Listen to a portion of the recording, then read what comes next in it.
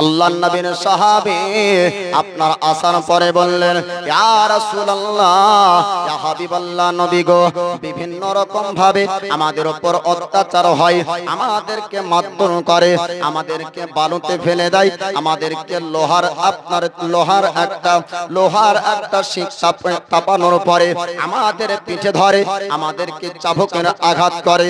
ইয়া রাসূলুল্লাহ, ইয়া হাবিবাল্লাহ, নবী গো, মক্কার জমিন আমরা থাকতে পারবো না। আল্লাহর নবী পয়গম্বর আজম বললেন, ও আমার সাহাবীরা, তোমরা দিকে দিক ছড়িয়ে যাও, তোমরা হাবশায় চলে যাও। ওই হাবশায় যদি তোমরা যাও, তোমরা আশ্রয় পাবে, তোমাদেরকে কেউ ক্ষতি করবে না, অত্যাচার করবে না, তোমরা শান্তির সঙ্গে বসবাস করতে পারবে। সাহাবীদের সংখ্যা আপনার 11 জন ব্যক্তি। নবুয়তের 5 সাল যখন চলল, ওই সময়তে আপনার 11 জন ব্যক্তির মধ্যে ছিল উসমানে গানি, আব্দুর রহমান বিন আউফ, তৎসহ আরো কিছু ব্যক্তি। তারা চলতে শুরু করলেন।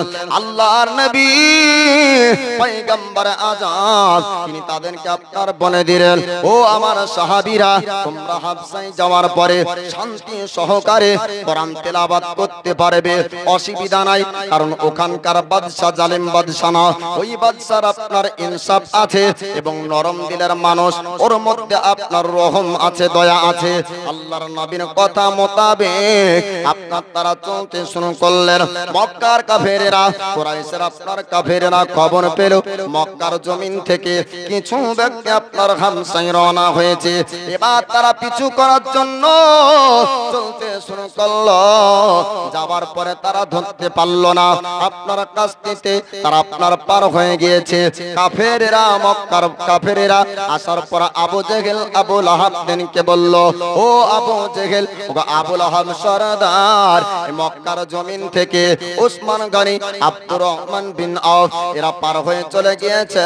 তারা হাবশায় যাবে, ইসলাম প্রচার করবে। হাবশার মানুষ হয়তো মুসলমান হয়ে যাবে। ইসলামের মুসলমানের সংখ্যা আস্তে আস্তে বাড়তে থাকবে। ইসলামের প্রচার বন্ধ হবে না, ইসলামের প্রচার চলতে থাকবে। এবার তারা বলল, এরকম ভাবে তাদেরকে ছেড়ে দিলে হবে না, তবে একটা মিথ্যা প্রচার করতে হবে। হাবশা পর্যন্ত একটা চিঠি পাঠিয়ে দাও। হাবশাতে একটা চিঠি লেখা হলো, মক্কার জমিন থেকে কাফেরেরা মিথ্যা প্রচার করলো, মক্কার মানুষেরা ইসলাম কবুল করে নিয়েছে, মক্কার মানুষেরা ইসলাম ধর্ম গ্রহণ করেছে, লাত উজ্জার ইবাদত তারা ছেড়ে দিয়েছে, মূর্তির ইবাদত তারা করবে না, তারা ইসলাম প্রচার করবে, তারা কালমা তেলাওয়াত করেছে, মুসলমান হয়ে গিয়েছে। এরকম মিথ্যা আপনার প্রচার হলো। হাবশাতে খবর পৌঁছে যায়। আর হাবশায় খবর পৌঁছানোর পরে এই ব্যক্তিরা শুনলো যে মক্কার জমিনে নাকি মুসলমান হয়েছে, মক্কার জমিনে কালমার প্রচার হচ্ছে, মক্কায় আর অত্যাচার হয় না, মক্কায় আর মারধর হয় না, মক্কায় আর জুলুম সিতাম চলে না। তার জন্য কিছু ব্যক্তি আবার হাবশা থেকে আপনার মক্কার জমিন আসলো। মক্কার জমিন আসার পর দেখা যায় না, না এটা সত্য কথা না, মিথ্যা প্রচার করা হয়েছে। কাফেররা একটা মিথ্যা প্রচার করেছে আপনার হাবশাতে। আবার কিছু জন ব্যক্তিকে তারা আপনার কাফেররা ধরলো। কাফেররা ধরার পর পুনরায় তার থেকে বড় অত্যাচার শুরু করলো। প্রথম যতটা আঘাত করত, তার থেকে আপনার বেশি আঘাত করতে শুরু করলো। এবার আমার রাসূলুল্লাহর কাছে আসার পর সাহাবায়ে কেরামগণ বললেন, ইয়া রাসূলুল্লাহ, ইয়া হাবিবাল্লাহ, ওগো আল্লাহর নবীজি, প্রথম যতটা অত্যাচার হতো তার থেকে তো বেশি অত্যাচার হচ্ছে। এখন আমরা মক্কার জমিনে থাকবো কি করে?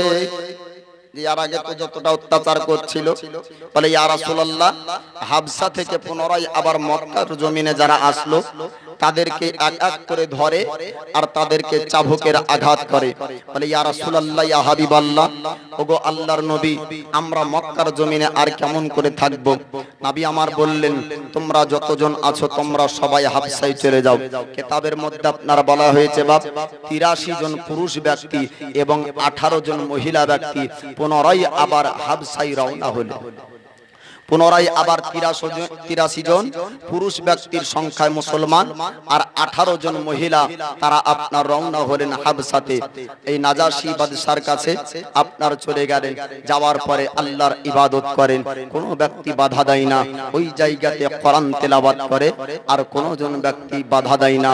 খবর পেল কুরাইশের মক্কার আপনার কাফেরেরা, যে সংখ্যায় ছিল 11 জন আর 4 জন মহিলা, আপনার 15 জন গিয়েছিল। এখন তো দেখা যাচ্ছে যে 83 জন পুরুষ ব্যক্তি চলে গিয়েছে। এদের সংখ্যায় বড় একটা জামাত তৈরি হয়ে গেল। এরা যদি এবার হাবসায় ইসলাম প্রচার করে তবে হাবসার বিভিন্ন মানুষকেরা মুসলমান বানিয়ে নেবে। তাই কাফেরের পক্ষ থেকে 2 জন ব্যক্তিকে নাজাশি বাদশার দরবারে আপনার পাঠিয়ে দিল। এবার তারা নাজাশি বাদশার দরবারে যাবার পরে আর আপনার বলল, ও নাজাশি বাদশা, ও হাবসার বাদশা, আপনি শুনুন শুনুন, মক্কার জমিন থেকে আমাদের কিছু গোলাম পালিয়ে এসেছে।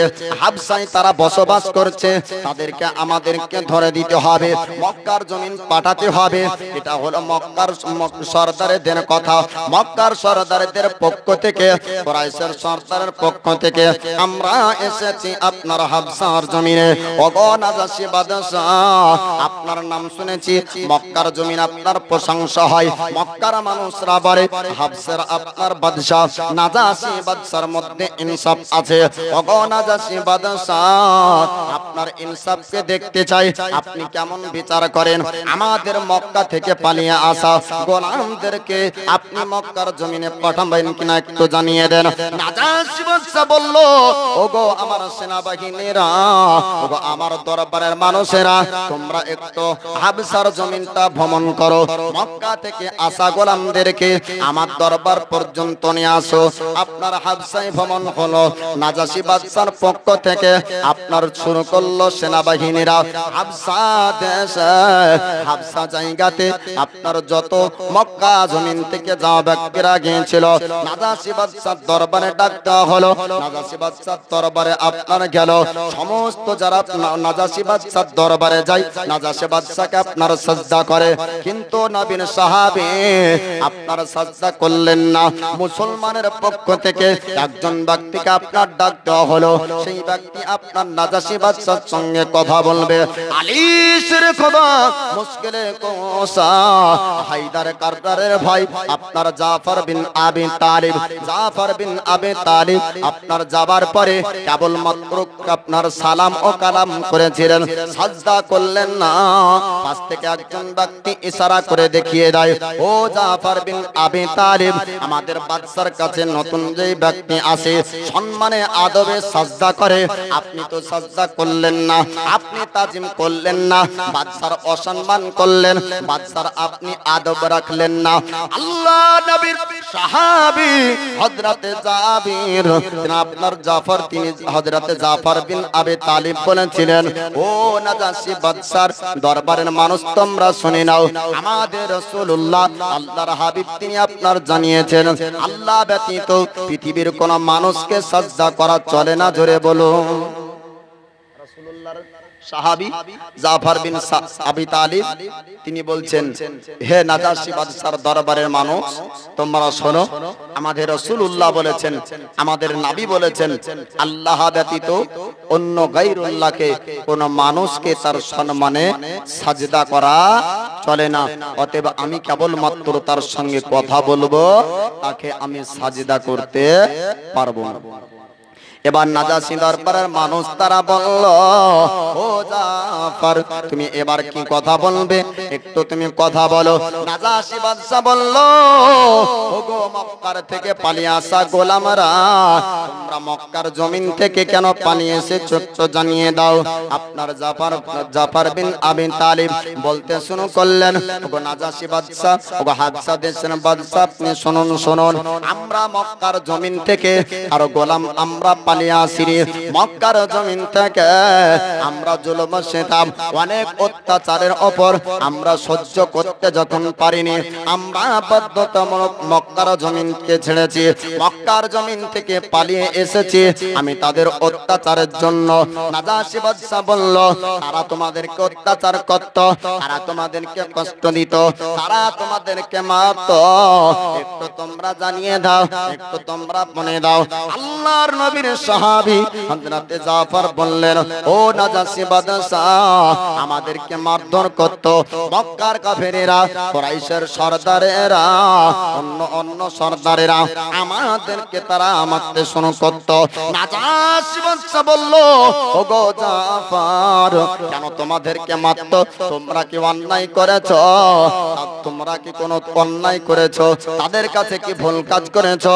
জাফর বিন আবি তালিব বলছেন, না না, আমরা তো তাদের অন্যায় করিনি, আমাদের খালি একটাই অন্যায় হয়েছে। বলে, কি অন্যায় তোমরা করেছো?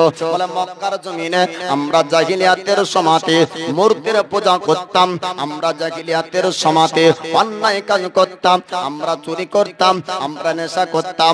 খারাপের মধ্যে থেকে ভালো পথে আনার জন্য আল্লাহ পাক, আল্লাহ তাআলা একজন নবী রাসূলকে পাঠিয়েছেন, তিনি হচ্ছেন মুহাম্মাদুর রাসূলুল্লাহ সাল্লাল্লাহু তাআলা আলাইহি ওয়াসাল্লাম। পয়গম্বর আমরা পেয়েছি, আল্লাহর নবীকে আমরা পেয়েছি। ও নাজাশী বাদশা, আমরা তার কাছে কালেমা পড়েছি এবং সত্যের বাণী আমরা তার কাছ থেকে পেয়েছি। আর সত্যের বাণী এই মক্কার কাফেররা তেলাওয়াত করতে দেবে না। মানে ওদের তো কোনো অন্যায় করিনি, অন্যায় যদি হয়তো একটা হয়েছে, সেটা হলো কি, আমরা অন্যায়ের পথে ছিলাম, আমরা ভুলের পথে ছিলাম, ভুল থেকে সঠিক রাস্তা দেখানোর জন্য, সঠিক রাস্তায় পরিচালিত করার জন্য একজন পয়গম্বর, একজন নবীকে আল্লাহ পাক, আল্লাহ তাআলা পৃথিবীর জমিনে পাঠিয়েছেন। সেই নবীর কাছে আমরা কালেমা পড়েছি, সেই নবীর কাছে আমরা সত্য পথ পেয়েছি, আমরা সেই নবীর কাছে সত্য ধর্ম পেয়েছি। আমরা আর মূর্তি পূজা করতে চাই না, আমরা আর দেব দেবতার পূজা করতে চাই না, আমরা লাত উজ্জার আর ইবাদত করতে চাই না, আমরা এক আল্লাহর ইবাদত করতে চাই। জোরে বলুন সুবহানাল্লাহ। তাই আমাদেরকে তারা করতে দেবে না। তাই মক্কার জমিনে আমাদেরকে বিভিন্ন রকম কষ্ট দিয়েছিল, তাদের কষ্ট যখন সহ্য না করতে পারলাম, আমাদের নবী বললেন যে যাও তোমরা হাবশায় চলে যাও, নাজাশী বাদশার কাছে তোমরা পানাহ পাবে, নাজাশী বাদশার কাছে তোমরা আশ্রয় পাবে, কেননা আপনার প্রশংসা আমাদের নবী পর্যন্ত করেছেন। বলেন সুবহানাল্লাহ। এবার নাজাশী বাদশা বলল, ও মক্কার মানুষেরা, তোমরা কিসের জন্য এদের উপর অভিযোগ লাগাও? তোমরা মিথ্যা কথা কেন বললে? তোমরা এদেরকে পালিয়ে যাওয়া গোলাম কেন বললে? একটু জানিয়ে দাও। তারা শেষ পর্যন্ত বলল, ও নাজাশী বাদশা, আপনি তো খালি এতটুকুই কথা শুনলেন, আর পুরোটা কথা আপনি শুনলেন না। বলে, আর কি তুমি বলতে চাও? বলে, শেষ পর্যন্ত লাস্ট একটা তীর তারা মারার চেষ্টা করলো। তারা বললো, ওগো বাদশা নাজাশী, সব খালি আমাদের দুশমন না, এ হলো আপনারও পর্যন্ত দুশমন। মানে আমার সঙ্গে তারা কি দুশমনি করলো, আমার কি তারা ক্ষতি করলো? আপনার ওই দুইজন ব্যক্তি বলল, ও নাজাশী বাদশা, আপনাদের নবী ঈসা পয়গম্বর সম্পর্কে এদের একটা অন্য আকীদা, অন্য মত রয়েছে, জিজ্ঞেস করুন তারা ঈসা সম্পর্কে কি ধারণা রাখে, ঈসাই ধর্ম সম্পর্কে তারা কি ধারণা রাখে। এবার নাজাশী বাদশা আপনার জিজ্ঞেস করলো, ও জাফর বিন আবি তালিব, একটু জানিয়ে দাও, আমাদের পয়গম্বর, আমাদের নবীকে কি তোমরা মানো না? আমাদের নবী ঈসা আলাইহিস সালামকে কি তোমরা মানো না? জাফর বিন আবি তালিব আল্লাহর পবিত্র কোরআন সূরা মারইয়াম তেলাওয়াত করতে শুরু করলেন, আর বললেন, ওগো নাজাশী বাদশা, আমাদের পয়গম্বর, আমাদের নবী বলেছেন, হযরত ঈসা পয়গম্বর আলাইহিস সালাম, তিনি হচ্ছেন আল্লাহর নবী ও রাসূল। ওগো নাজাসী বাদশাহ, আল্লাহ পাক আল্লাহ তাআলা বিনা বাপে হযরত মারিয়ামের শিকম থেকে পৃথিবীর জমিনে আল্লাহ পাকের কুদরতি ক্ষমতায় হযরত ঈসা আলাইহিস সালামকে পৃথিবীতে পাঠিয়েছেন এবং আসমানে কিতাব তার উপর আপনার নাজিল করা হয়েছে। আল্লাহর নবীর সাহাবীর কথা শুনে আপনার ওই নাজাসী বাদশার চোখ দিয়ে পানি ঝরতে লাগলো। আর নাজাসী বাদশা বলে উঠলো, ও জাফর বিন আবি তালিব, আমি বুঝতে পেরেছি আমাদের পয়গম্বর ঈসা আলাইহিস সালাম জানিয়ে দেয় যে আখেরি পয়গম্বর হয়ে পৃথিবীর জমিনে একজন ব্যক্তি আসবে, দুনিয়ার জমিনে নাম তার হবে মুহাম্মদ। জোরে বলুন সুবহানাল্লাহ।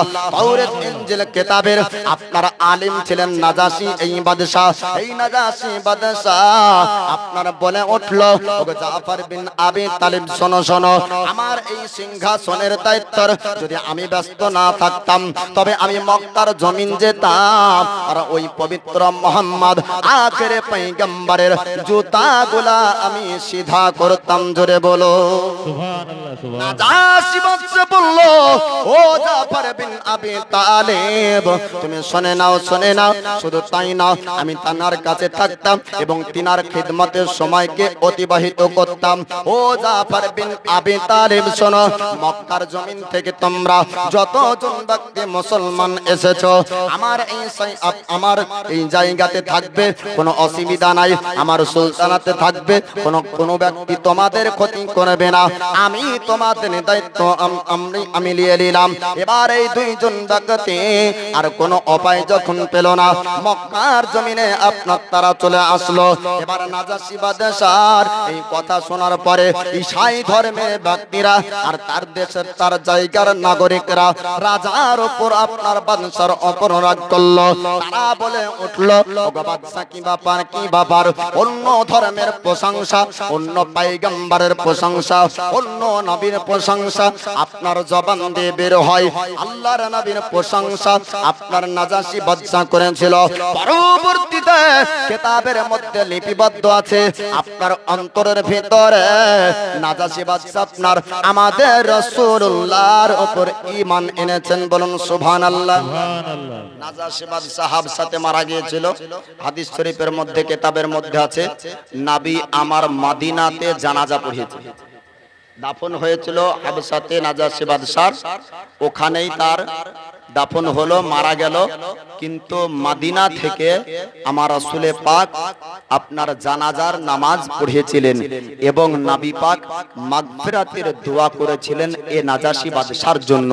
কারণ শতাধিক মুসলমানকে ওই সমাতে আশ্রয় দিয়েছিলেন, জায়গা দিয়েছিলেন, যেই সমাতে মক্কাবাসীরা অতিরিক্ত অত্যাচার করেছিল এই মুসলমানদের উপরে। আজি জানে মোহতারাম, এবার নবুয়াতের ৫ম সালে এই হাবশাতে মুসলমান আশ্রয় পেল, জায়গা পেল। আপনার অনেকক্ষণ সময় তারা ওখানে কাটালো।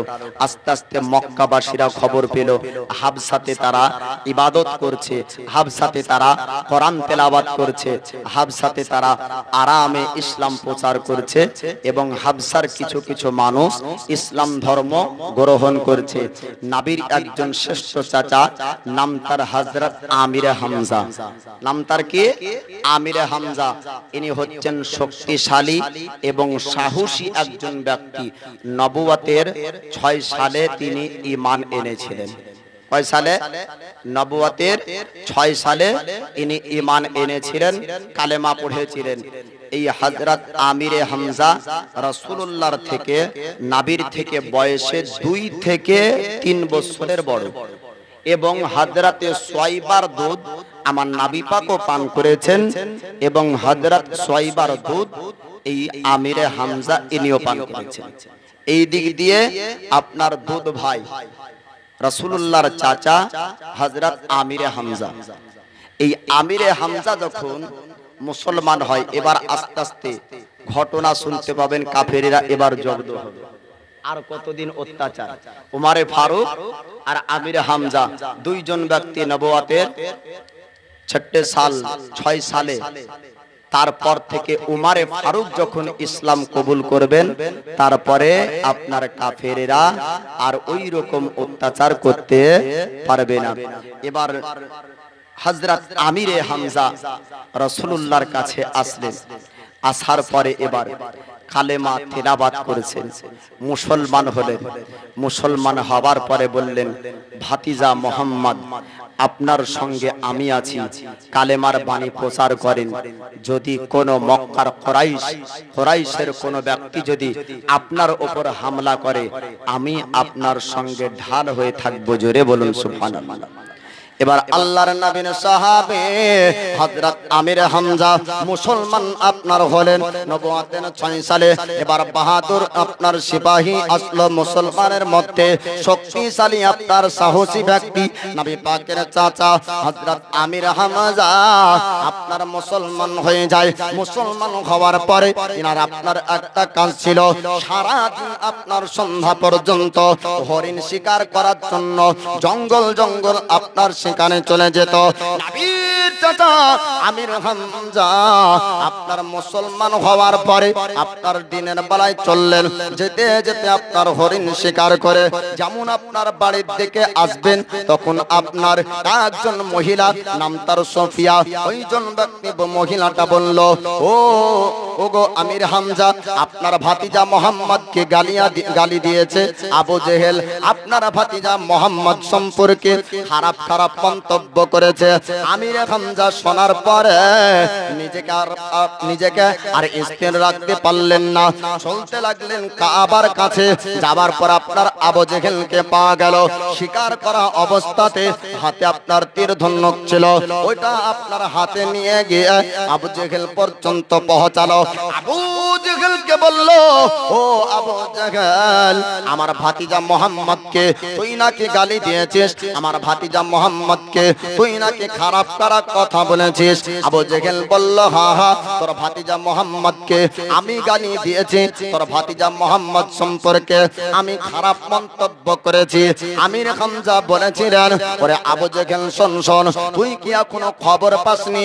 আমি আমার ভাতিজার কালমা পড়েছি, আমি মুসলমান হয়েছে, আমি কালমা তেলাওয়াত করেছি, ইসলাম ধর্ম আমি গ্রহণ করেছি, লাত উজ্জার ইবাদতকে আমি ত্যাগ করে দিয়েছি, আর মূর্তি পূজা করি না, আর মূর্তির ইবাদত করি না, এক আল্লাহর ইবাদত আমি আমির হামজা করি। ওরে আবু জেহেল, আমার ভাতিজা মোহাম্মদকে তুই কেমন করে গালি দিতে পারিস? যার আচরণের মধ্যে, যার ব্যবহারের মধ্যে মক্কার কোন মানুষ আজ পর্যন্ত ত্রুটি পায়নি, কোন মানুষকে যে আঘাত দেয়নি, কোন মানুষের সঙ্গে মিথ্যা কথা বলেনি, খারাপ ব্যবহার পাওয়া যায়নি, ওই ব্যক্তিকে কেমন করে তুই গালি দিতে পারিস? নিজের হাতের আপনার ওই বন্ধু আপনার ধনুক, তীর ধনুকের আপনার বাড়ি মারল, আর বাড়ি মারার পর আবু জেহেল আপনার মাথা ফুটো হয়ে গেল, মাথা দিয়ে রক্ত প্রবাহিত হতে লাগলো। আবু জেহেলের পক্ষ থেকে আপনার কিছু মানুষ তারা হামলা করার জন্য আমির হামজার দিকে আপনার ছুটতে থাকলো। আবু জেহেল চিন্তা করলো, এই অবস্থায় যদি একটা দাঙ্গা হয়ে যায়, এই অবস্থায় যদি বড় ধরনের ঝামেলা হয়ে যায়, তবে কুরাইশের মানুষেরা আমির হামজার পক্ষে হয়ে যাবে, কুরাইশের মানুষেরা আমির হামজার পক্ষ নেবে, আর আমির হামজার পক্ষ যদি নিয়ে নাই, তবে আমির হামজার পক্ষে চলে গেলে তারা মুসলমান হয়ে যাবে, একটা বড় ধরনের দ্বন্দ্ব হয়ে যাবে। আবু জেহেল বলল, না না, এরকম ভাবে ঝামেলা করতে হবে না, তোমরা ঝামেলা বন্ধ করো, আমি দাঙ্গা করতে দেব না, দাঙ্গা তোমাদের ক্যাপ্টেন করতে হবে না। আবু জেহেল নিজের মাথা ফাটলো, রক্ত বের হলো, তবুও ভালো মুসলমানের সংখ্যা যেন না বাড়ে, এটাই চেয়েছিল। কত বড় বদমাইশ খাবিস ছিল যে আমার মাথা ফাটলো ফাটুক, কিন্তু আমার কারণে যেন কুরাইশ যেন না ভেঙে ইসলামে চলে না যায়, এর জন্য আমির হামজা মারলো, আবু জেহেলের মাথা ফাটলো, তবুও ভালো এটা করতে দিল না। আমির হামজা এত সাহসী বাহাদুর ব্যক্তি ছিলেন, আল্লাহর নবী পয়গম্বর আজম ইসলাম প্রচার করতেন, একটু সাহস পেলেন, নিজের চাচা আমির হামজা ইসলাম ধর্ম গ্রহণ করেছেন।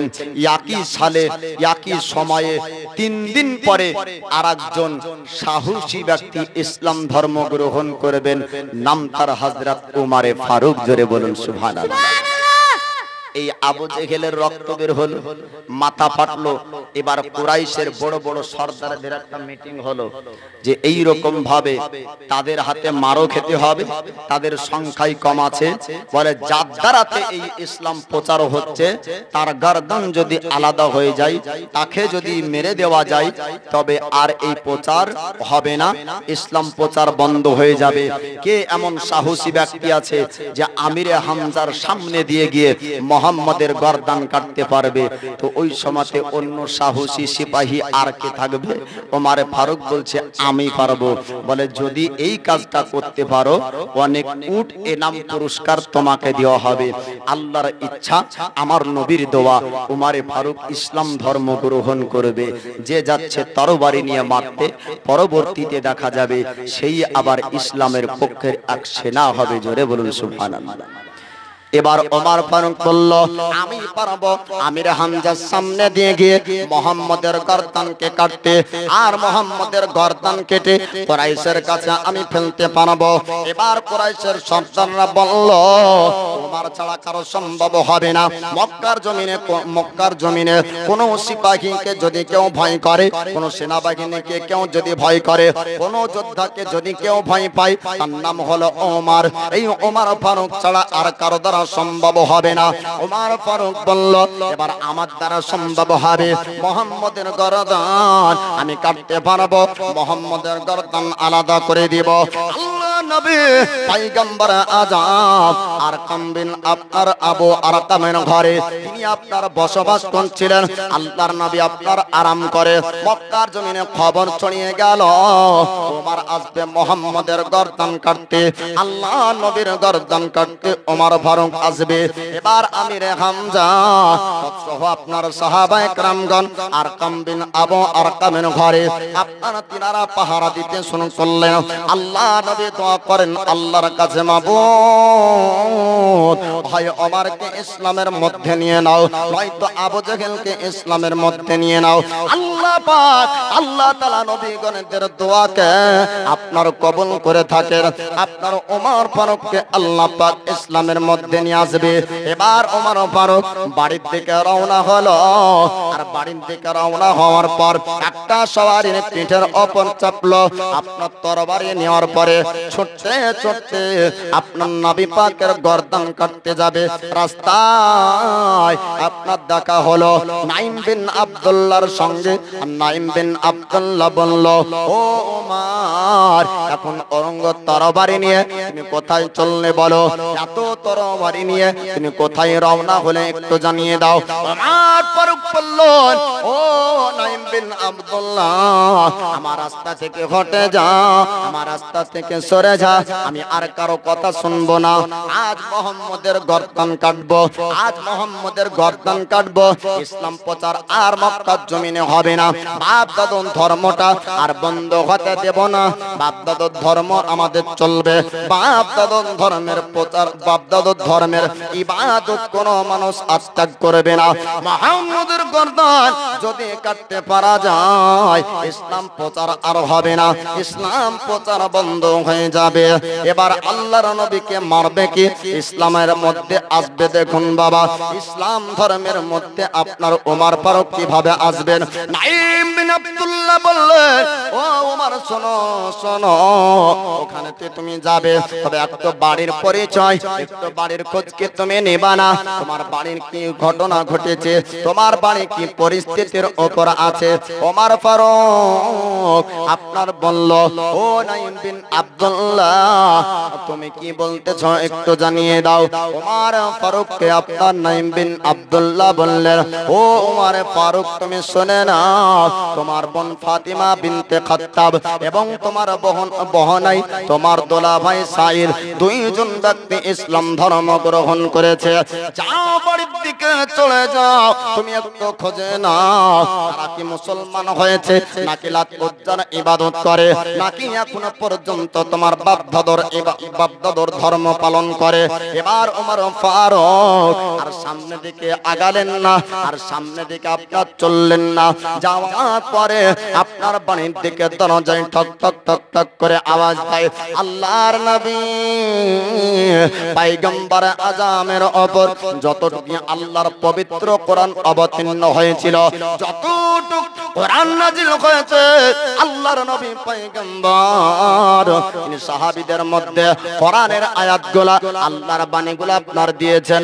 ওই পবিত্র কোরআনের আয়াত ফাতিমা বিনতে খাত্তাব তেলাওয়াত করা অবস্থায় দরওয়াজায় আওয়াজ আপনার শুনতে পায়, গম্ভীর যে আওয়াজ দেয় ভাই ওমরের আওয়াজ শুনে বোন ফাতিমা আপনার কোরআনের আয়াত গুনিকে একটা জায়গায় আপনার লুকিয়ে নিল, একটা জায়গায় লুকিয়ে নেওয়া হলো। লুকিয়ে নেওয়ার পরে একটু টুকে মারার পরে দেখছে এটা অন্য কারো আওয়াজ না, বরং তার ভাই ওমরের আওয়াজ, যে যাচ্ছে মুহাম্মদের গর্দান কাটতে।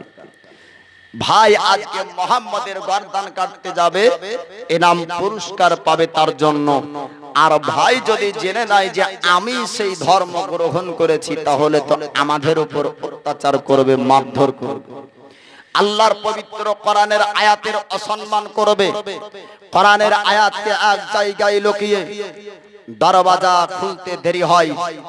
ওমরে ফারুক আবার গম্ভীর আওয়াজ দিয়ে বলে, এ বোন ফাতিমা বিনতে খাত্তাব, এখনো পর্যন্ত তুই দরজা কেন খুলিস না? দরজা খোল।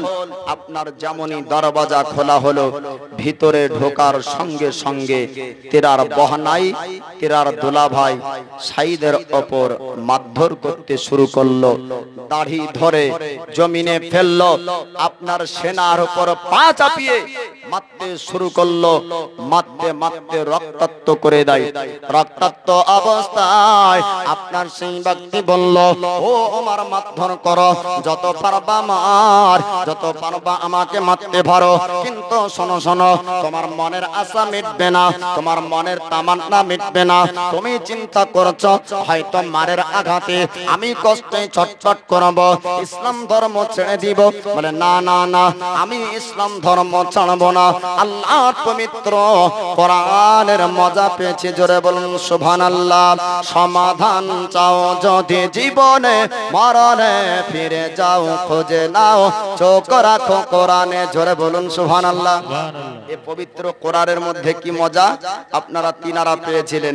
তাই হযরত উমরে ফারুকের বহনাই সে বলছে যে কি না, কোরআনের যেহেতু মজা পেয়েছি, এই কালেমার বাণীর মজা পেয়েছি, আর আমরা এই ইসলাম ধর্ম ছাড়বো না, আর আপনার মনের ইচ্ছাও মিটবে না।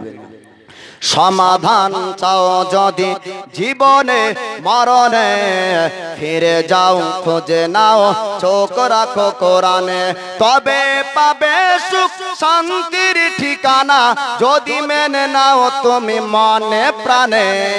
সমাধান সমাধান চাও যদি জীবনে, মরণে ফিরে যাও খুঁজে নাও, চোখ রাখো কোরআনে।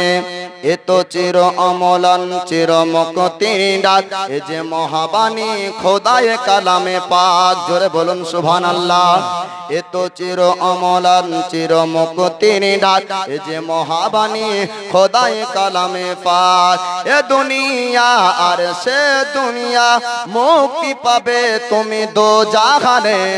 সমাধান সমাধান চাও যদি জীবনে, মরণে ফিরে যাও খুঁজে নাও, চোখ রাখো কোরআনে, তবে পাবে সুখ শান্তির ঠিকানা, তবে পাবে সুখ শান্তির ঠিকানা, যদি মেনে নাও তুমি মনে প্রাণে। সমাধান সমাধান চাও যদি জীবনে, মরণে ফিরে যাও খুঁজে নাও, চোখ রাখো কোরআনে। এ বাণী সকলের নয় শুধু মুমিনের, একবার জোরে বলুন সুবহানাল্লাহ। কোরআন সমস্ত ব্যক্তিদের হেদায়াতের জন্য, কল্যাণের জন্য, ভালাইয়ের জন্য আল্লাহ পাক পাঠিয়েছে। তাই বলছে এ বাণী সকলের নয় শুধু মুমিনের, যারাই চলবে মেনে ফল পাবে কোরআনে। এ বাণী সকলের নয় শুধু মুমিনের, যারাই চলবে মেনে ফল পাবে কোরআনে। কোরআনে ঘরে বলো কি বা রাষ্ট্রে বলো ঘরে বলো কি বা রাষ্ট্রে বলো অশান্তি দূর করে শান্তি আনে সমাধান নারে তাকবীর নারে তাকবীর নারে রিসালাত নারে রিসালাত ইসলাম নারে তাকবীর নারে রিসালাত এ বাণী নয় এ বাণী সকলের নয় শুধু মুমিনের যারাই চলবে মেনে ফল পাবে কোরআনে এ বাণী সকলের নয় শুধু মুমিনের যারাই চলবে মেনে ফল পাবে কোরআনে ঘরে বলো কি বা রাষ্ট্রে বলো অশান্তি দূর করে শান্তি আনে সমাধান সমাধান চাও যদি জীবনে মরণে ফিরে যাও খুঁজে নাও চোখ রাখো কোরআনে তবে পাবে সুখ শান্তির ঠিকানা তবে পাবে সুখ শান্তির ঠিকানা যদি মেনে নাও তুমি মনে প্রাণে সমাধান সমাধান চাও যদি জীবনে মরণে ফিরে যাও খুঁজে নাও চোখ রাখো কোরআনে যাহার পরশ পেয়ে পাথর হলো সোনা সন্দেহে ভুল নেই যার একটিও কোনা জোরে বলুন সুবহানাল্লাহ যাহার পরশ পেয়ে পাথর হলো সোনা সন্দেহে ভুল নেই যার একটিও কোনা এ যে এক বিপ্লব পিছে ফেলে যত সব এগিয়ে চলেছে অগ্রপানে সমাধান সমাধান চাও যদি জীবনে মরণে ফিরে চাও খোঁজে নাও চোখ রাখো কোরআনে তবে পাবে সুখ শান্তির ঠিকানা যদি মেনে নাও তুমি মনে প্রাণে সমাধান সমাধান চাও যদি জীবনে মরণে ফিরে যাও খোঁজে নাও চোখ রাখো কোরআনে আল্লাহুম্মা সাল্লি सय्यदना मौलाना मोहम्मद वाला आले सय्यदना वाला आले सय्यदना मौलाना मोहम्मद सल्ली अला मुहम्मदिन सल्ली अला मुहम्मद सल्लल्लाहु ताला अलैहि वसल्लम। तो हजरत उमर फारूक तार बहनाई तार दुला भाई के मारते शुरू करलेन। এবার তার বহনায় বলছে ওগো উমর ফারুক আপনার মনের আশা মিটবে না যতই আপনি আমাকে মারেন, কারণ আমি কোরআনের বাণী তেলাওয়াত করেছি এবং কালেমার মধুর স্বাদ আমি পেয়েছি। এই স্বাদ আমার জীবন থেকে হটাবো না। জোরে বলুন সুবহানাল্লাহ। এবার আঘাত করতে করতে চাবুকের মারতে শুরু করলো। রক্তাক্ত আপনার হয়ে যায়। বোন আপনার ফাতেমা বিনতে খাত্তাব ওমর ফারুকের বোন আপনার যখন তার স্বামীকে আঘাত করে, জড়িয়ে স্বামীকে ধরার পর ভাইয়ের কাছে আবেদন করে, ও ভাই ওমর ফারুক আপনি এমন করে মারবেন না, এমন করে আঘাত করবেন না। রক্তাক্ত হয়ে যায়। বোনকে আপনার টান দিয়ে ফেলে দিতে যাবে, কানের মাকনি পর্যন্ত ছেড়ে গেল। মুখে আপনার রক্তাক্ত হয়ে যায়, মুখে আপনার রক্ত প্রবাহিত হতে শুরু করলো। ফাতিমা বিনতে খাত্তাব বলল, ও ভাই আমাকে রক্তাক্ত করে দিলে তবে শুনে না, জীবন পর্যন্ত চলে যাবে, জীবনকে কোরবান করে দিব, কিন্তু না না ইসলাম ধর্ম ছাড়বো না, কালেমাকে ত্যাগ করবো না। আপনি যত পারেন আঘাত করতে পারেন, কিন্তু আমাদের মধ্যে থেকে আপনি ঈমান নিতে পারবেন না, আমরা ঈমান হারা হব না। ওগো ভাই ওমর ফারুক শোনেন শোনেন, আপনি খবরদার খবরদার আর জাহিলিয়াতের মধ্যে থাকবেন না। আপনি লাত উজ্জার ইবাদতকে ছেড়ে দেন। আপনাকে বলি আপনি কলমা পড়ে নেন, আপনিও পর্যন্ত মুসলমান হয়ে যান। ওমর ফারুকের আস্তে আস্তে আপনার মনটা নরম হয়। আল্লাহ পাক আল্লাহ তাআলা হযরত ওমর ফারুককে হেদায়েত দিবেন। আল্লাহ পাক যাকে হেদায়েত দেন ওই ব্যক্তি আপনার হেদায়েত পাবে। আল্লাহ যাকে হেদায়াত দেবে না পৃথিবীর জমিনে আপনার কেউ হেদায়াত পাবে না। আবু জেহেল আবু লাহাব উকবা সাইবাদের মধ্যে আল্লাহ পাক আপনার মোহর মেরে দিয়েছিলেন। তাদের কালবে পেছানিতে আল্লাহর পক্ষ থেকে আপনার মোহর মারা ছিল। তাদেরকে আপনার যতই বোঝানো হয়েছিল তারা আপনার বুঝেছিল না।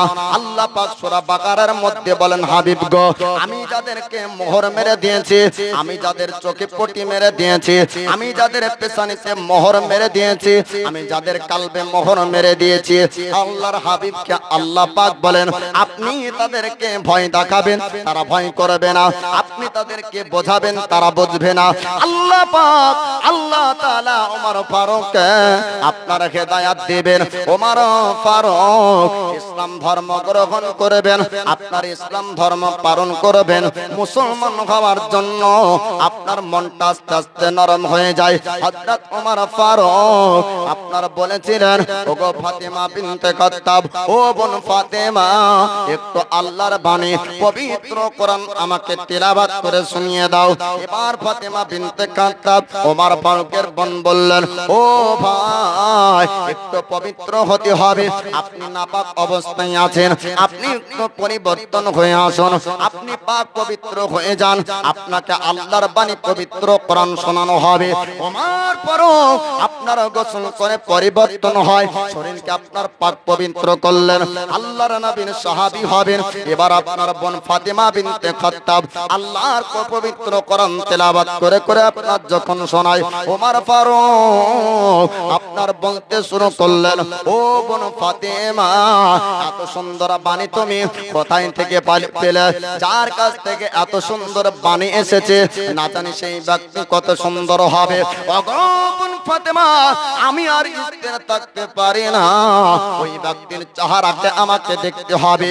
মুহাম্মদ সম্পর্কে আমি শুনলাম মিথ্যা অপবাদ প্রচার করেছে, যে বানিয়ে বানিয়ে মানুষের কাছে আপনার প্রচার করে আর মানুষকে মুসলমান বানায়। কিন্তু বোন ফাতেমা, আমি এই তেলাওয়াত শোনার পরে বুঝতে পারলাম এটা স্রষ্টার বাণী হবে, এটা হলো রবের বাণী, কোন মানুষের তৈরি করা বাণী না। ও বোন ফাতেমা, ওই ব্যক্তির কাছে আমাকে নিয়ে চলো, আমি ওই ব্যক্তির চেহারাকে দেখতে চাই। আল্লাহর নবী পয়গম্বর আযম তিনি আপনার আছেন, আপনার আরকাম বিন আবু আরকামের ঘরে আল্লাহর নবী আছেন, আর ওই জায়গাতে আমির হামজা সহ নবীর সাহাবীরা তিনারা আপনারা আছেন। খবর পেয়েছে ওমর ফারুক আসবে, ফাতিমা বিনতে খাত্তাব এবং আপনার সাইদ বহনায়ের সঙ্গে ওমর ফারুক চলতে শুরু করলেন। যাবার পরে দরজায় আওয়াজ দেয়, আওয়াজ শোনা মাত্র দরজার আপনার ভিতর থেকে দেখা গেল এটা ওমর ফারুকের চেহারা। ওমর ফারুক দরজায় এসেছে। এই সময়তে আমির হামজা দরজায় পাহারাদার সাহাবীকে বলে উঠলেন, ও দরজায় পাহারাদার ব্যক্তি, তোমরা দরজা খুলে দাও, দরজা খুলে দাও। যদি ওমর আসে ইসলাম ধর্ম গ্রহণ করতে, যদি ভালো কথা বলতে আসে তবে কোনো অসুবিধা নাই। আর যদি আমাদের পয়গম্বর আমাদের হাবিবকে মারার জন্য, আমাদের রাসূলকে মারার জন্য আসে, তবে তার তরবারি দিয়ে তার উপর আঘাত করা হবে। দরজা খুলে দাও, চিন্তা করো না। নবীর চাচা আমির হামজা ইনিও ছিলেন আপনার সাহসী ব্যক্তি। এই ব্যক্তি বলছেন যে, হে দরজায় পাহারাদার ব্যক্তি, তোমরা চিন্তা করো না, যদি ওমর আমাদের নবীকে মারার জন্য আসে তবে ওমর আজ বাড়ি ফিরতে পারবে না। ওমরের হাতের তরবারিকে কাঢ়াবো, ওমরের ফারুকের হাতের তরবারিকে ছিনিয়ে নেব, আর ছিনিয়ে নেওয়ার পরে তার তরবারি দিয়ে তার উপরই আঘাত করা হবে। তোমরা দরজাকে খুলে দাও, ভিতরে আসতে দাও, দেখো সে কি করে। আল্লাহর নবী বললেন, ও আমির হামজা, ও আমার সাহাবীরা, তোমরা চিন্তা করবে না, তোমরা টেনশন করবে না। আজ ওমর ফারুক কাউকে মারার জন্য আসেনি, আজ কাউকে আঘাত করবে না। আজকে ওমর ফারুক এসেছে দ্বীন ইসলাম গ্রহণ করার জন্য। বলুন সুবহানাল্লাহ। আল্লাহ পাক আল্লাহ তাআলা তিনার হাবিবকে আপনার গায়বের শক্তি, গায়বের ক্ষমতা আল্লাহ পাক দান করেছেন। আল্লাহর নবী জানতেন ওমর ফারুক আসছেন কালমা তেলাওয়াত করার জন্য। ওমর ফারুক দরবাজার ভিতরে যখন আসলেন, আমার নবী পাক আলাইহিস সালাম আস্তে আস্তে ওমর ফারুকের দিকে আপনারা এগিয়ে যায়। যাওয়ার পরে হযরত ওমর ফারুকের দুই বাজুখানা ধরলেন। ধরার পরে নবী বললেন, আয় ওমর শোনো শোনো, আর জাহিনীতে কতদিন থাকবে? আর কতদিন তুমি মূর্তি পূজা করবে, শিরকের বুত পূজা করবে, শিরকের গুনাহ আর কতদিন করবে?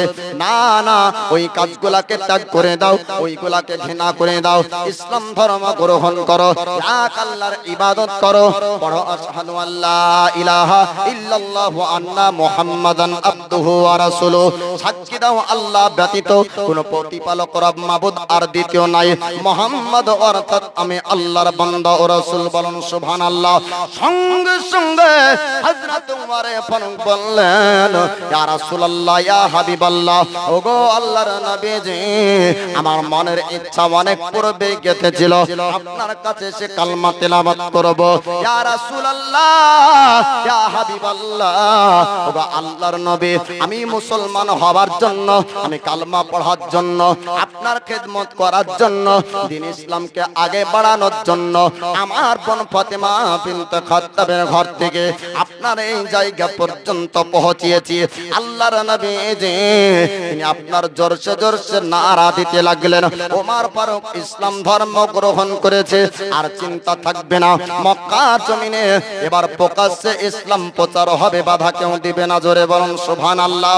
নবী পাক খুশিতে সমস্ত সাহাবীদেরকে নিয়ে আপনার খুশির এক নারার ধ্বনি উচ্চারণ করলেন।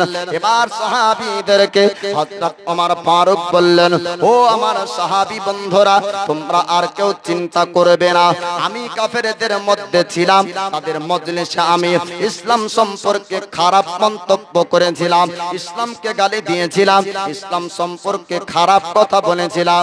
আজ তাদের মজলিসে গিয়ে ইসলাম প্রচার করব। আমি যেই যে মজলিসে, আমি যেই যেই জায়গাতে, আমি যাদের যাদের সঙ্গে এই ইসলামকে গালি দিয়েছিলাম, আমি তাদের কাছে গিয়ে সেই সেই মজলিসে গিয়ে এই ইসলামের প্রচার করব। ওমর ফারুক এই কথা বলছেন। সমস্ত সাহাবীরা হযরত ওমর ফারুকের ইসলাম ধর্ম গ্রহণ করাতে আপনার খুশি হলেন। খুশি হবার পরে এবার ওমর ফারুক বললেন, চলো কাবার কাছে যেতে হবে। এবার মসজিদে হারাম কাবার কাছে যাওয়া হলো। আপনার এক ওমর ফারুক একটা কাতারে আছেন, তার পিছনে সাহাবীদের লাইন, এবং আরেক দিকে হযরত আমির হামজা, পিছনে একটা লাইন। দুইটা লাইনে আগে ছিলেন একজন আমির হামজা, আরেকটা লাইনের সামনে ছিল আপনার হযরত ওমর ফারুক।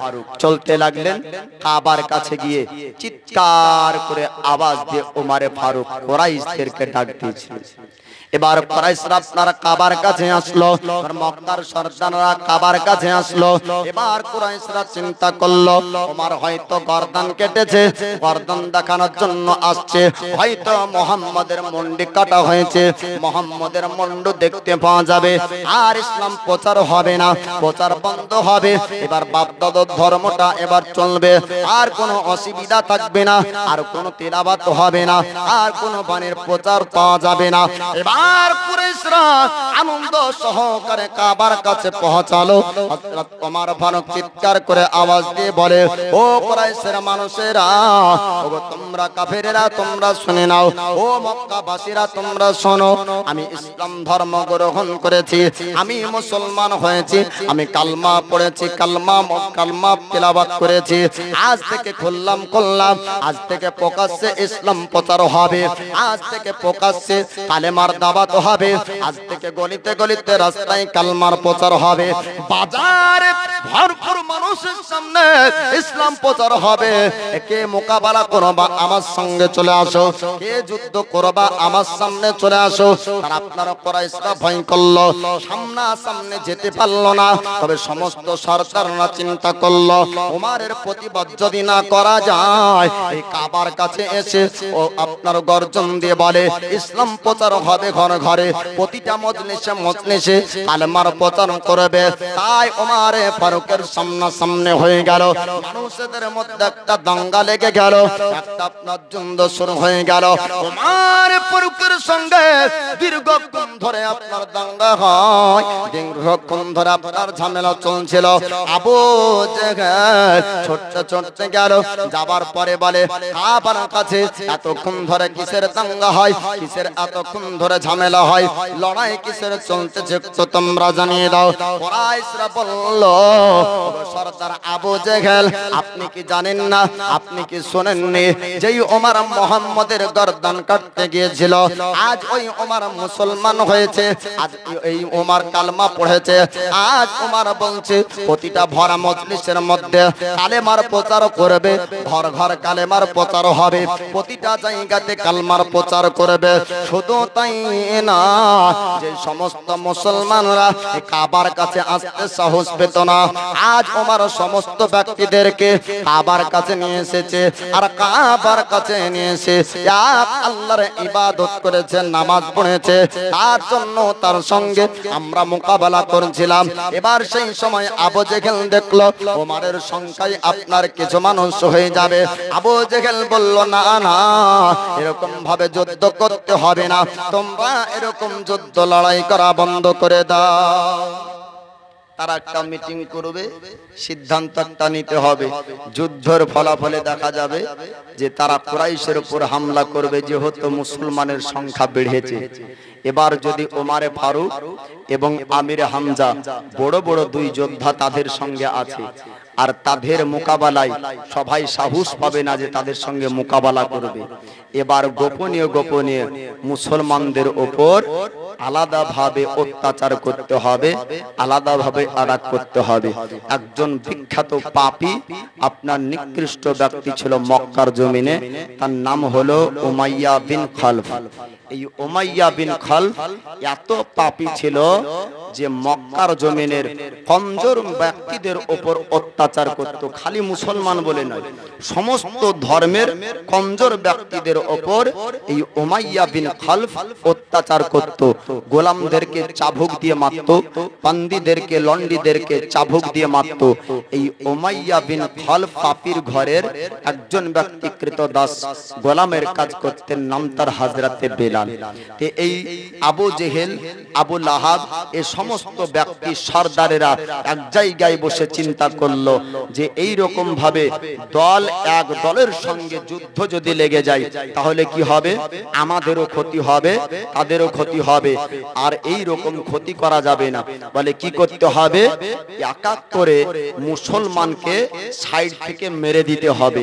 তাহলে কি হবে, তাদের সংখ্যায় লোক কমে যাবে, তখন তাদেরকে মক্কা থেকে তাড়া করব, মক্কায় আর থাকতে দেব না, মক্কায় আর তারা থাকতে পারবে না।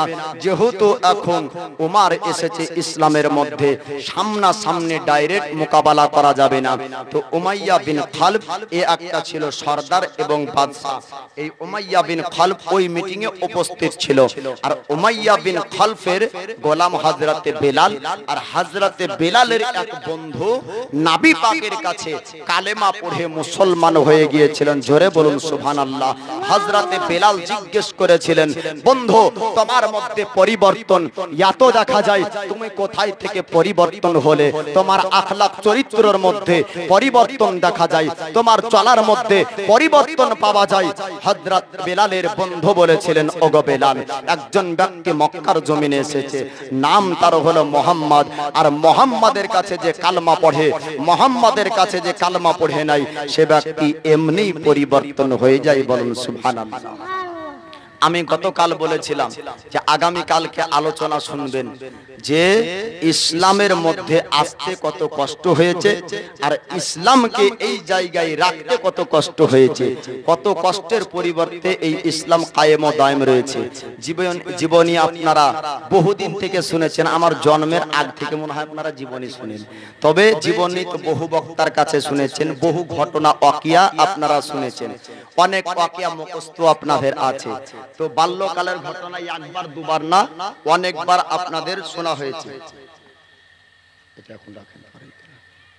তো অনেকবার আপনারা শুনেছেন, আমি আপনাদেরকে শোনাবো নবীর ইশক মহাব্বতে কত কষ্ট সহ্য করেছেন সাহাবায়ে কেরামগণ।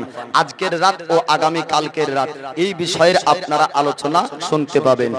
এবার আপনার উমাইয়া বিন খালফের ঘরে নবুয়তের 6 সাল আপনার হলো, হযরত ওমর ফারুক ইসলাম গ্রহণ করলেন, নবুয়তের আপনার 6 সাল হলো, হযরত আমির হামজা আপনার ইসলাম গ্রহণ করলেন। ও বাবার আপনার কষ্টের ঘটনা শুনবেন। নবুয়তের যখন 7 সাল হয়, শিয়াবে আবি তালিবে অর্থাৎ আবি তালিবের জঙ্গলে কিভাবে কষ্টের জীবন যাপন করেছেন সাহাবীরা। তবে শুনুন একটা ঘটনা। ওমর আপনার হযরত বেলাল উমাইয়া বিন খালফের ঘরে গোলামের কাজ করতেন। এবার হঠাৎ হযরত বেলালের মধ্যে পরিবর্তন আসবে। দয়ার পয়গম্বর মক্কার বুকে আপনার মুসলমানের সংখ্যা যখন আস্তে আস্তে নবী পাক আপনার বাড়াচ্ছেন, নবী পাকের কালমা তেলাওয়াত করে মুসলমানের সংখ্যা আপনার বেড়ে যায়। হযরত বেলাল বন্ধুকে ডাকে, বন্ধু একটু জানিয়ে দাও, একটু বলে দাও তোমার মধ্যে এত পরিবর্তন কেমন করে হয়, তুমি কোথায় থেকে পরিবর্তন হলে, এত সুন্দর আখলাক চরিত্র কোথায় পেলে একটু জানিয়ে দাও। এবার হযরত বেলালের বন্ধু জানিয়ে দেয়, ও বন্ধু একজন ব্যক্তির কাছ থেকে আমি পরিবর্তন হয়েছি, আমার আখলাক চরিত্রের পরিবর্তন হলো। তিনার নাম হলো আপনার পবিত্র নাম মুহাম্মদ রাসূলুল্লাহ, আল্লাহর পয়গম্বর, আল্লাহর হাবিব। পৃথিবীর জমিন আপনার এসেছেন, মক্কার জমিন আপনার এসেছেন, ওনার কাছে যে যায় সেই ব্যক্তি আপনার পরিবর্তন হয়ে যায়। তিনি নিজের পক্ষ থেকে কিছু বলেন না, স্রষ্টা মহান আল্লাহ পাকের বাণী তিনি শোনান। জোরে বলুন সুবহানাল্লাহ। হযরতে বেলাল বললেন, ও বন্ধু চলো চলো ওই ব্যক্তির কাছে আমাকে নিয়ে যেতে হবে। বন্ধু রাস্তায় যেতে যেতে হযরত বেলালকে শোনায়, বেলাল মক্কার জমিনে বিভিন্ন রকম মানুষ দেখেছো, বিভিন্ন জ্ঞানী ব্যক্তিকে তুমি দেখেছো, তবে আজকে যেই ব্যক্তিকে দেখবা এনার মতন কোন ব্যক্তিকে পৃথিবীতে তুমি দেখতে পাওনি। আজকে যেই ব্যক্তিকে দেখবা এই ব্যক্তির মতন সুন্দর মানব আমি পৃথিবীর জমিনে কোন ব্যক্তিকে দেখতে পাইনি। ওগো বেলাল এই ব্যক্তির চেহারার মধ্যে উজ্জ্বল আলো পাওয়া যাবে। আল্লাহর নবী পয়গম্বর হাবিবুল্লাহ মুহাম্মদুর রাসূলুল্লাহ সাল্লাল্লাহু তাআলা আলাইহি ওয়াসাল্লামের কাছে হযরত বেলাল আসেন। আর হযরত বেলাল আসার পরে বলেন, আপনার কাছে এসেছি ইয়া রাসূলুল্লাহ, ইয়া হাবিবাল্লাহ, ওগো আল্লাহর নবী যে আপনার নাম প্রশংসা মক্কার জমিনে ছড়েছে, সবাই আপনার নামের প্রশংসা করে, সবাই আপনার কথা বলে। আমার বন্ধু আপনার কাছে পরিবর্তন হয়েছে, বলে ইয়া রাসূলুল্লাহ, ইয়া হাবিবাল্লাহ, ওগো আল্লাহর নবীজি আমাকে আপনি কালমা পড়িয়ে দেন, আমাকে আপনি মুসলমান বানিয়ে দেন, আমাকে আপনি কালমা পড়িয়ে দেন। আল্লাহর নবী বললেন, ওগো বেলাল তুমি কালমা পড়ো। হযরত বেলাল আপনার কালমা পড়লেন, কালমা পড়ার পর আপনার মুসলমান হয়ে যায়। আর এইদিকে মক্কার কাফেরেরা তারা চিন্তা করলো নতুন ভাবে ইসলাম ধর্ম যেন গ্রহণ না করে। তাদের মধ্যে মিটিং হলো, সমস্ত সরদারকে বলা হয়েছিল নতুন ভাবে যে ইসলাম ধর্ম গ্রহণ করবে তার মধ্যে মজবুত ঈমান থাকবে না, অতএব তার উপর অত্যাচার যদি করা হয় সেই ব্যক্তি হয়তো মুসলমান ছেড়ে দিবে, ইসলাম ধর্ম ত্যাগ করবে। তাই যতটা মুসলমানের সংখ্যা হয়েছে এর থেকে যেন আর বাড়তি না হয়ে যায়, সমস্ত সরদারদেরকে বলা হলো আপন সেনাবাহিনীদেরকে নিয়ে পাহারা দিতে হবে। সমস্ত সেনাবাহিনীরা ওই কথা মোতাবেক আপনার সেনাবাহিনী সেনাবাহিনী দিয়ে পাহারা দিত উমাইয়া বিন খালফের কাছে। এবার হযরত বেলাল যখন আপনার পৌঁছায়, উমাইয়া বিন খালফ জিজ্ঞেস করলো, ওগো বেলাল বলো বলো, এত রাত্রি এতক্ষণ কোথায় ছিলে একটু জানিয়ে দাও। হযরত বেলাল আপনার বলতে থাকলেন, ওগো উমাইয়া বিন খালফ আপনি শুনুন শুনুন, আপনার বাড়িতে আমি কৃতদাস, আপনার বাড়িতে আমি গোলামের কাজ করি, তবে আমি মিথ্যা কথা বলবো না, আমার জবানে সত্য চলে এসেছে, মিথ্যাকে আমি ত্যাগ করেছি, আমি অন্যায়কে ছেড়ে দিয়েছি, আর অন্যায় হবে না, আমি গুনাহকে ত্যাগ করেছি, আমার দ্বারা আর গুনাহ হবে না, আমি ভুলকে কুরবান করেছি, আমার দ্বারা ভুল হতে পারে না। ওগো উমাইয়া, আমি কালমা পড়েছি, আমি মুসলমান হয়েছি, আমি নবীকে ভালোবেসেছি, নবীর সঙ্গে মহব্বত করেছি, দ্বীন ইসলামের মধ্যে দাখিল হয়েছি, তার জন্য মিথ্যাকে কুরবান করে দিয়েছি। উমাইয়া বিন খালফ বলল, বেলাল এমনটা কাজ কেন করলে? আমার বিনা অনুমতিতে তুমি অন্য ধর্ম গ্রহণ করতে পারো না। হযরত বেলাল বললেন, না না, আমার জানের মালিক আল্লাহ পাক, জোরে বলুন সুবহানাল্লাহ। হে উমাইয়া বিন খালফ, আমি তোমার কাজের গোলাম আছি, কিন্তু ঈমানের মালিক হলেন আল্লাহ। তুমি তো আমার কাজের মালিক, তোমার বাড়িতে কাজ করি, আমি গোলাম, তুমি মালিক, কিন্তু আমার ঈমানের মালিক হলেন আল্লাহ। আমার ঈমান, আমার মন যেটা বলবে আমি সে ধর্ম পালন করব, তুমি বলার কেউ না। উমাইয়া বিন খালফ রাগান্বিত হলো, গোলাম হয়ে মালিকের ওপর এমন কথা বলে, রাগান্বিত হয়ে কিছু সেনাবাহিনীদেরকে ওই উমাইয়া বিন খালফের ওই রাজপ্রাসাদে ডাক দিল। এবার রাজপ্রাসাদে ডাক দেওয়ার পরে বলল, বেলালের দুই বাজু ধরো। এটা উমাইয়া বিন খালফের বাড়ির কথা। এবার উমাইয়া বিন খালফ বলল, ও আমার সেনাবাহিনীরা, দুই হাতের বেলালের বাজু ধরো, আর বেলালকে বলো, জিজ্ঞেস করো কালমা ত্যাগ করবে কিনা, ইসলাম ধর্ম ছাড়বে কিনা। যদি আমার গোলাম হয়ে ইসলাম ধর্ম গ্রহণ করে, তবে আমি সমস্ত সর্দারদের সঙ্গে, কুরাইশের সর্দারের সঙ্গে আমি মিটিং এ উপস্থিত ছিলাম, আমিও পর্যন্ত সিদ্ধান্ত দিয়েছি, আমিও তার মধ্যে সই করেছি, আমি ওই একমত ছিলাম যে নতুন ভাবে ইসলাম ধর্ম প্রচার আর হতে দেব না। আমার ঘর থেকে মুসলমান যদি হয়ে যায়, সমস্ত সর্দারেরা আমার উপর চাপ করবে, আমাকে ছোট হতে হবে, অন্য সর্দারেরা আমার উপর আঙ্গুল ওঠাবে যে এই সর্দারের কাছ থেকে মুসলমান হয়ে গেল কেমন করে, অন্য সর্দারের কাছে আমাকে লজ্জিত হতে হবে। তাই সেনাবাহিনীদেরকে বলল, ও আমার সেনাবাহিনীরা, এর উপর আঘাত করো, একে কষ্ট দাও, যেন সে কষ্টে সহ্য না করতে পেরে ইসলাম ধর্মটা আপনার ছেড়ে দেয়। হযরত বেলাল এবার আপনার বলতে থাকলেন, ও উমাইয়া, আমাকে যতই মারিস না কেন, আমি কালমা ছাড়তে পারবো না, আমি কালমা বলবো না, আমি নবী ছাড়বো না। আপনার এই কথা বললেন, উমাইয়া বিন খালফ মারতে শুরু করলো, মারতে মারতে হযরত বেলালকে বলা হলো, কারাগারে বন্দী করা হোক, একে কায়দি রূপে ব্যবহার করা হোক, একটা জেলখানায় বন্দী করে দেওয়া হোক, আর নতুন ভাবে যেন বাইরে না যেতে পারে। আর যদি বাইরে চলে যায়, অন্য মানুষের চোখে যদি পড়ে যায়, মানুষ যদি তাকে দেখে নাই, আর মানুষ যদি জেনে নাই আমার ঘরের গোলাম মুসলমান হয়েছে, আমার ইজ্জতটা চলে যাবে, আমার সম্মানটা চলে যাবে। হযরত বেলাল যদি মানুষকে জানিয়ে দেয় আমি মুসলমান হয়ে গিয়েছি, তবে আমার ইজ্জত অন্য সর্দারের কাছে থাকবে না। উমাইয়া বিন খালফ আপনারা বলল, না না, এই কারাগার থেকে বেলালকে বের হতে দেওয়া হবে না, যেন বেলাল বাইরে বের হয়ে আমার বদনাম না করতে পারে। এবার কারাগারে বন্দী করা হলো। রাত্রে যখন আপনার হয়ে যায় ঈমানি জজবা, আপনার ঈমানি জোশ হযরত বেলাল নবীর সাহাবীর মধ্যে এসেছে, সঙ্গে সঙ্গে জজবা কত এসেছে।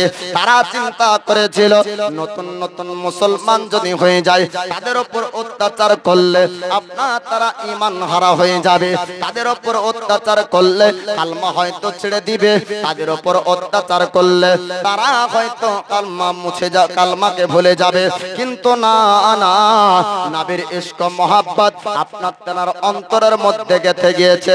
হযরতে বেলাল আপনার কারাগার থেকে রাত্রি বেলাতে আপনার পানিয়ে যায় আল্লাহর নবীর কাছে, যাবার পরে বললেন ইয়া রাসূলুল্লাহ ইয়া হাবিবাল্লাহ, ওগো আল্লাহর নবী জি আপনি একটু কোরআনের বাণী শোনান, আপনার কাছে কোরআন শোনার জন্য আমি বেলাল কারাগার জেলখানা ভেঙেছি, জোরে বলো ইয়া রাসূলুল্লাহ ইয়া হাবিবাল্লাহ, নবী গো কারাগার জেলখানা ভেঙে আপনার কাছে এসেছে, আপনার কাছে আল্লাহর বাণী পবিত্র কোরআন শুনবো বলে, পবিত্র কোরআন শোনার জন্য এবার রাসূল পাক আল্লাহর নবী হাবিবুল্লাহ আল্লাহর পয়গম্বর আল্লাহর পবিত্র কোরআন তেলাওয়াত করতে লাগলেন। হযরতে বেলাল আপনার কোরআন শুনে, হযরতে বেলাল কোরআন শুনে উমাইয়া বিন খালফের বাড়ি আবার বেলাল আপনার রওনা হতে শুরু করলেন। এবার রাস্তায় গিয়ে এবার উমাইয়া বিন খাল সেনাবাহিনী নিয়ে রাস্তাতে দাঁড়িয়েছিল, আর রাস্তাতে দাঁড়িয়ে জিজ্ঞেস করলো বেলাল এতক্ষণ কোথায় ছিলে, গভীর রাত্রিতে কোথায় থেকে আসো?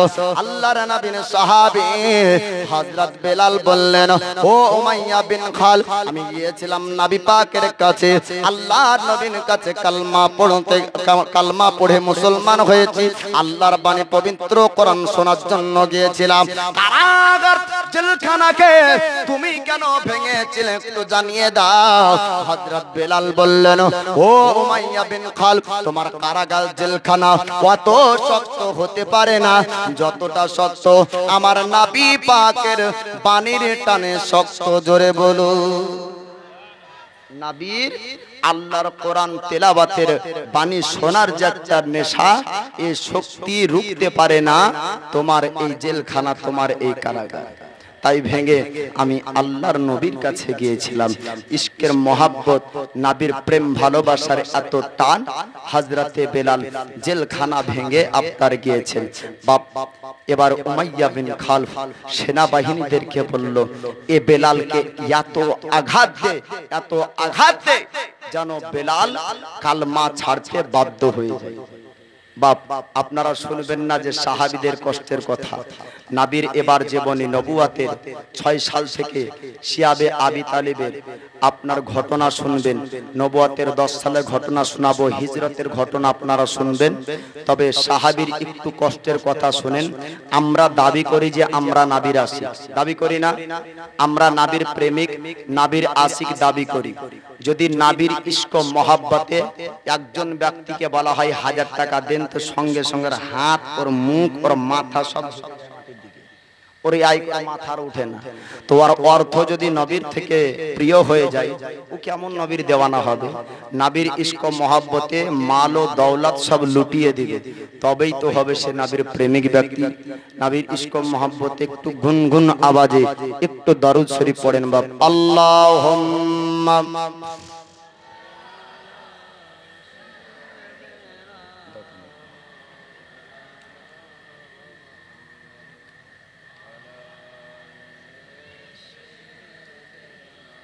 মাওলানা মুহাম্মদ সাল্লি আলা মুহাম্মাদিন সাল্লাল্লাহু তাআলা আলাইহি ওয়াসাল্লাম রহমাতে আলাম।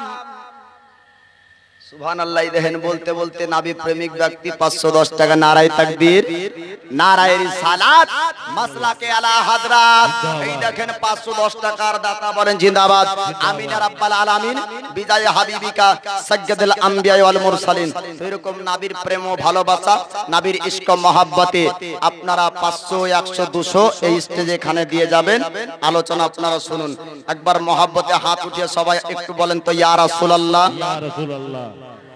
রহমতে আলাম নূরে মুজাসসাম সাহাবীরা আতর বানায় ওই নবীজির ঘাম হা হা সাহাবীরা আতর বানায় ওই নবীজির ঘাম চিনো মানো জানো কেমন আমার নবীজি যাহারে পাগল চন্দ্র সূর্য তারকারাজি একবার জোরে হবে না সুবহানাল্লাহ চিনো জানো চিনো মানো জানো কেমন আমার নবীজি যাহারে পাগল চন্দ্র সূর্য তারকারাজি আগা আরো শুনবানি সুন্দর কাহিনী আরো শুনবানি সুন্দর কাহিনী জান্নাতের রুমে রুমে লেখা নবীর নাম হা হা জান্নাতের রুমে রুমে লেখা নবীর নাম রহমতে আলাম নূরে মুজাসসাম রহমতে আলাম নূরে মুজাসসাম সাহাবীরা আতর বানায় ওই নবীজির ঘাম ওস্তুনে খান্না একটা খেজুর গাছের নাম যাকে ধরে খুতবা দিতেন রাসূল আকরাম ওস্তুনে খান্না একটা খেজুর গাছের নাম যাকে ধরে খুতবা দিতেন রাসূল আকরাম গাছটা নবীর বিরহে কাঁদিতে রহে গাছটা নবীর বিরহে কাঁদিতে রহে হতবাক হইল যত সাহাবায়ে কেরাম রহমতে আল্লাহ নূরে মুজাসসাম সাহাবীরা আতর বানায় ওই নবীজির ঘাম হায় হায় সাহাবীরা আতর বানায় ওই নবীজির ঘাম আমরা মানুষ হতভাগা নবী চিনি না পশু পাখি নবী চিনে করিল কান্না আমরা মানুষ হতভাগা নবী চিনি না পশু পাখি নবী চিনে করিল কান্না বাবা যে চিনেছে সে পেয়েছে বাবা যে চিনেছে সে পেয়েছে পাহাড় পর্বত গাছপালা দিয়েছে সালাম রহমতে আল্লাহ নূরে মুজাসসাম রহমতে আল্লাহ নূরে মুজাসসাম সাহাবীরা আতর বানায় ওই নবীজির ঘাম হায় হায় সাহাবীরা আতর বানায় ওই নবীজির ঘাম